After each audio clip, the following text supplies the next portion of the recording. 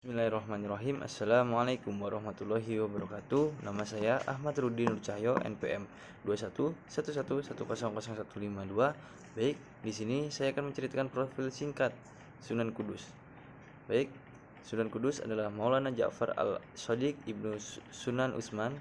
Pada kecilnya, Ja'far Shodiq, ia putra pasangan Sunan Ngudung dan Syarifah atau adik Sunan Bonang, anak Nyi Ageng Maloka. Disebut bahwa Sunan Ngudung adalah salah seorang putra sultan di Mesir yang berkelana hingga di Jawa.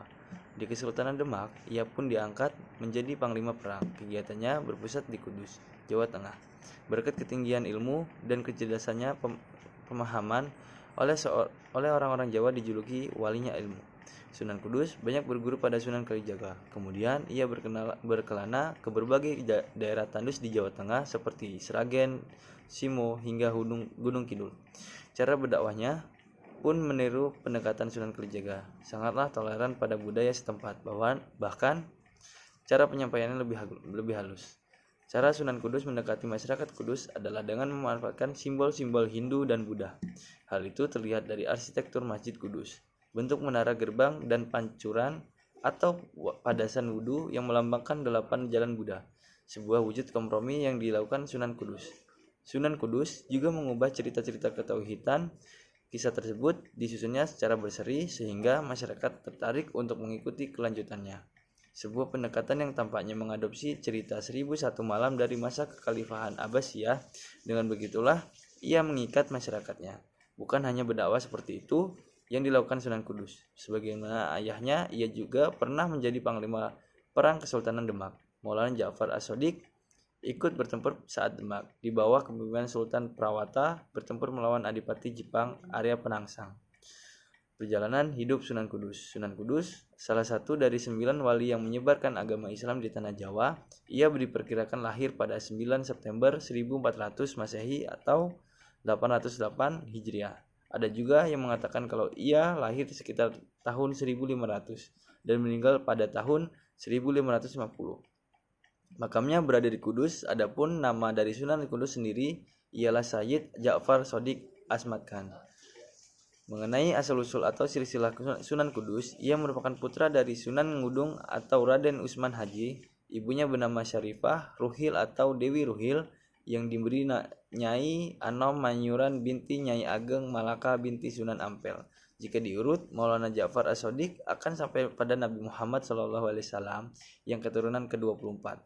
Untuk mengetahui lebih lanjut, baik, yang selanjutnya ada berguru pada Kiai Tlingsing. Sunan Kudus dapat mewarisi kepribadian orang Cina. Ketika ia berguru pada Kiai Tlingsing, pelajaran berharga yang ia dapatkan dari Kiai Tlingsing, ia menjadi pribadi yang tekun, disiplin untuk meraih keinginan yang ia dambakan saat melakukan dakwah yang menyebarkan syiar Islam. Ia berhadapan dengan masyarakat yang mempunyai ajaran yang taat, yang sukar sekali dapat dirubah dalam waktu dekat. Berkat ketekunannya, ia dapat merubah masyarakat yang beragama Hindu dan Buddha ke Islam. Selesai berguru pada Kiai Tlingsing, kemudian ia berhijrah ke Surabaya guna belajar pada Sunan Ampel. Setelah ia selesai menimba ilmu daripada guru-gurunya, ia berkelana ke berbagai daerah di Jawa Tengah, utamanya di jalur selatan seperti Sragen, Simo, Boyolali, sampai ke Gunung Kidul, Yogyakarta. Adapun metode dakwah yang dilakukan oleh Sunan Kudus, ia meniru pola atau cara yang dilakukan oleh Sunan Kalijaga dan Sunan Bonang. Guna melacak lebih jauh metode dakwah yang dilakukannya sebagai berikut. Yang pertama, untuk merubah suatu masyarakat yang masih kental dengan ajaran lamanya, ia memberikan kelonggaran terhadap adat istiadat yang sudah berkembang sejak lama, asal tidak menggunakan jalan kekerasan atau radikal saat berhadapan dengan masyarakat. Yang kedua, ada yang tidak sesuai dengan Islam, selagi itu dapat diubah, Sunan Kudus berusaha perlahan-lahan dihilangkan. Yang ketiga, Tutwuri Handayani berarti ikut serta dalam menimbrung dengan kegiatan masyarakat dengan sedikit demi sedikit mempengaruhinya sesuai dengan sebuah prinsip Tutwuri Hangiseni, masuk secara perlahan lalu memberikan nuansa Islam di dalamnya. Yang keempat, tidak melakukan konfrontasi lalu atau melakukan tindak kekerasan. Prinsip dikenal dengan sebuah ujaran mengambil ikan tetapi tidak sampai mengerukkan airnya.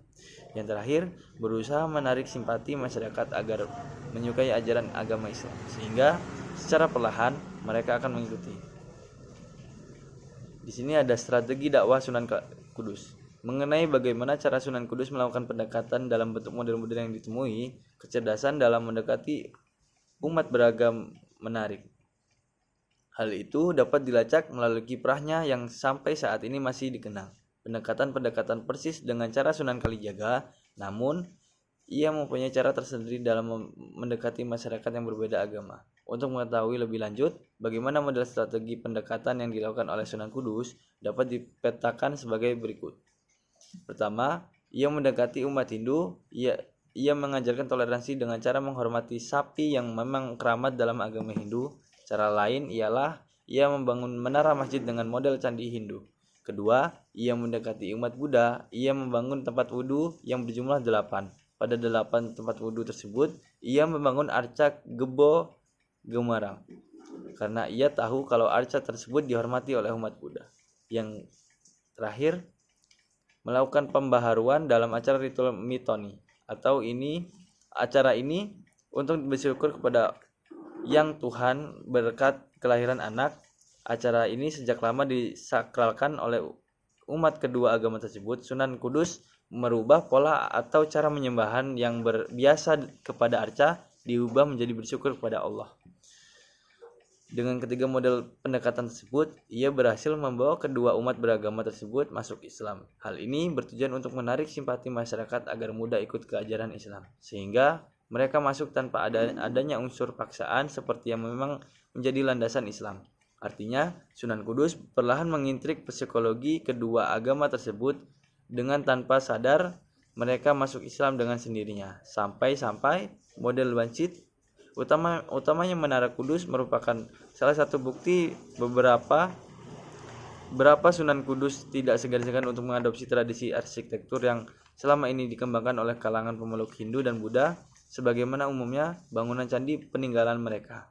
Itulah kelebihan Sunan Kudus. Selain sebagai salah satu panglima perang yang pernah dimiliki oleh Demak Bintoro, ia tidak hanya cerdas dalam mengatur strategi perang, melainkan juga cerdas dalam mengajak masyarakat dalam agama Islam.